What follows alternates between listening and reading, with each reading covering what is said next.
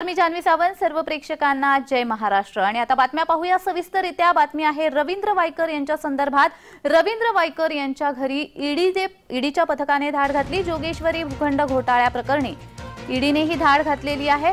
रवींद्र वायकर हे उद्धव गटाचे आमदार आहेत। रवींद्र वायकर यांच्या घरी ईडीचं पथक पोहोचलंय। रवींद्र वायकर हे उद्धव गटाचे आमदार आहेत। जोगेश्वरी भूखंड घोटाळ्या प्रकरणी ईडीने ही धाड घातलेली आहे।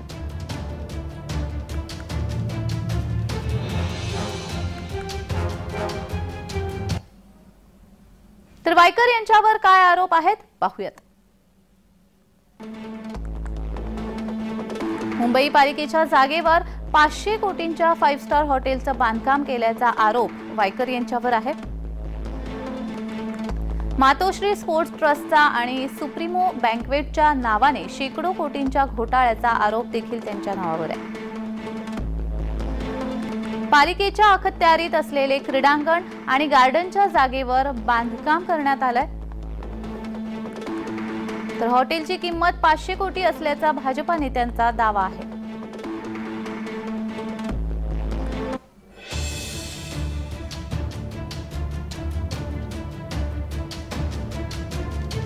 तर या संदर्भात अधिक माहिती देतात आमचे प्रतिनिधी महेंद्र जोईल। महेंद्र, रवींद्र वायकर यांच्या घरी ईडीचं पथक दाखल झालेलं आहे। ईडीची धाड पडलेली आहे, अधिकची माहिती।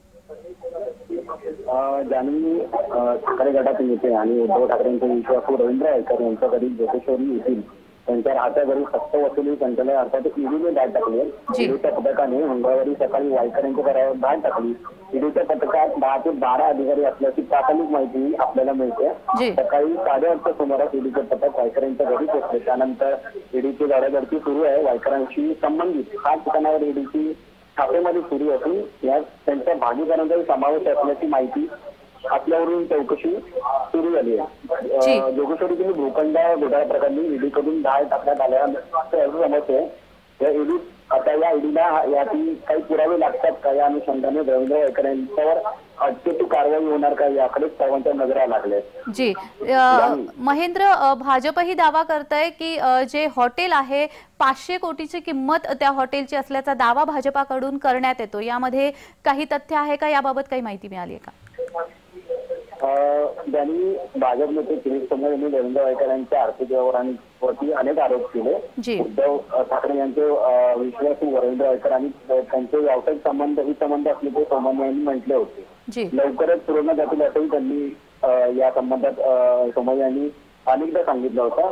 परंतु वायकरांवरती जी आज कारवाई झाली आहे त्यात ईडीला असे काही पुरावे हाती लागतील आणि ज्यामध्ये वायकरांचं जे भूखंड घोटाळा आहे, कथित भूखंड घोटाळा आहे, यावरती कारवाई होईल इतकी माहिती सध्या तरी आपल्याला कळते। जी, धन्यवाद महेंद्र, तुम्ही दिलेल्या या माहितीसाठी।